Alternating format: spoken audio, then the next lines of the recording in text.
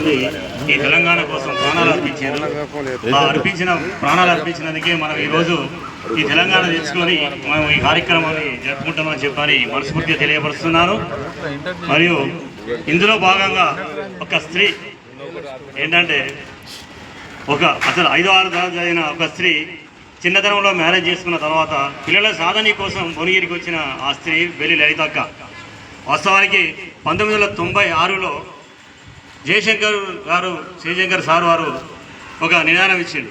అంటే అప్పటికే ఈమె సారా మీద అండ్ గుట్కాల మీద వ్యభిచారం మీద చాలా ఎత్తున ప్రయత్నం చేస్తూ ఉన్నది. ఎందుకు అనంటే ఆమె మిల్లులో పనిచేసే క్రమంలో 30 మంది ఉన్న కాడ 30 మందికి 30 రకాల పనులు చెప్పిన తర్వాత నీళ్లు ఆ రోజు కావలసిన ఏదైతే ఉంటుందో అది నీళ్ళు సమకూర్చాలి.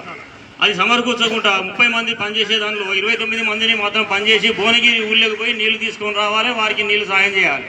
అంటే ఈ 30 మంది పని కూడా ఈ 29 మంది చేయాలి. ఇది కరెక్ట్ కాదని చెప్పని ఐఎన్టీ సిఐటిలో ఉన్న బెల్లి లలితక్క గారు దాన్ని క్వశ్చన్ చేయడం వల్ల ఆ రోజు ఆ నీళ్లు సమకూర్చడం జరిగింది.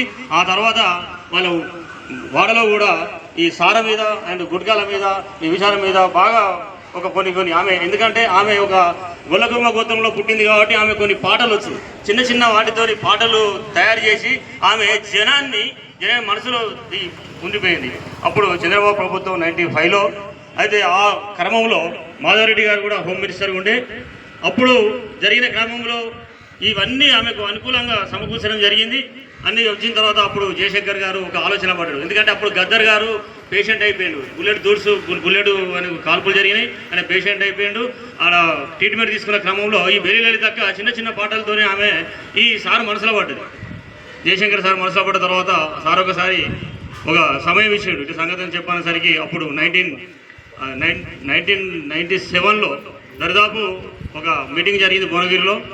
ఆ చిన్న పాటలతో దరిదాపు జనాన్ని మొత్తం ఆమె వంశం చేసుకున్నారు. ఎందుకంటే గద్దర్ గారు అయితే ఎట్లయితే నోరు విప్పగానే ఎట్లయితే జనమంతా సపోర్ట్ కొడతారో అదే విధంగా బెల్లి లలితక్క కూడా ఈ ప్రోగ్రాం చేయడం జరిగింది.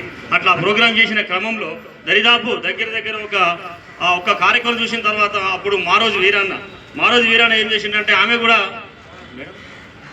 ఈ సమయంలో కొన్ని చెప్పుకోవాలి మేడం.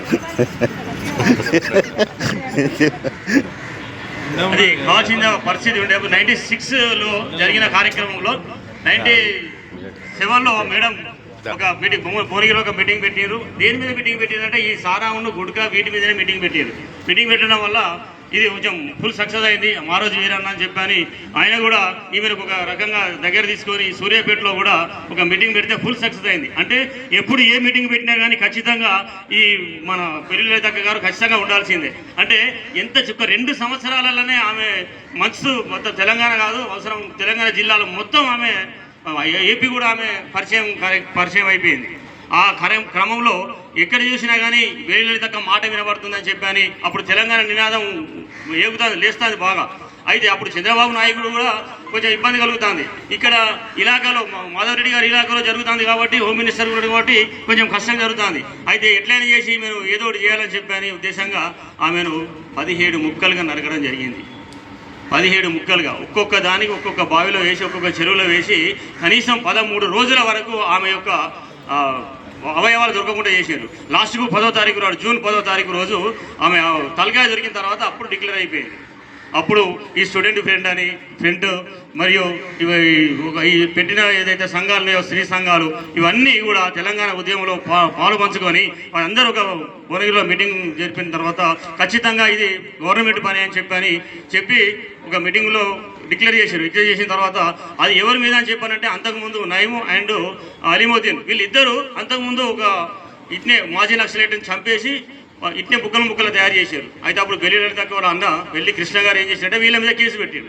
ఆ కేసు పెట్టిన తర్వాత ఇది కొంచెం ముందుకు జరిగి ఇదంతా వాస్తవానికి ఎవరు చంపారు ఏంది అనేది చెప్పి తెలియడం జరిగింది. ఆ రోజు నుంచి అంటే వాస్తవానికి ఏంటంటే ఒక స్త్రీ తెలంగాణలో ఒక స్త్రీ కూడా తలుసుకుంటేనే ఈ పనులన్నీ జరిగాయని చెప్పని మనస్ఫూర్తిగా తెలియపరుస్తూ నేను ఈ అవకాశం ఇచ్చిన పెద్దలకు గౌరవనీయులు డిఎం గారికి ధన్యవాదాలు తెలియజేస్తూ ముగిస్తున్నా. Thank you madam.